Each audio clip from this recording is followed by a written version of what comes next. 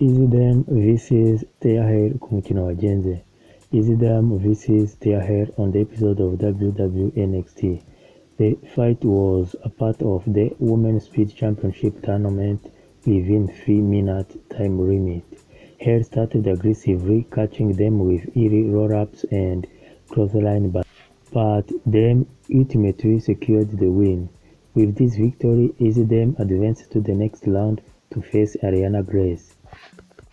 Barakubwira ko Izzi Dame yatsinze Thea Hail ku buryo bwa pinfall mu mikino ya WWE Women's Speed Championship, akaba azahura na Ariana Grace ku mukino wa nyuma kubera bari bari muri kimwe cya kabiri.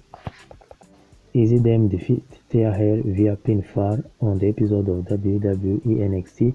This victory allowed them to advance to the finals of the Women's Speed Championship tournament. Thank you for your time. Don't forget to like and subscribe if you have any suggestion or recommendation. Write a comment. Wakoze kubana nanjye.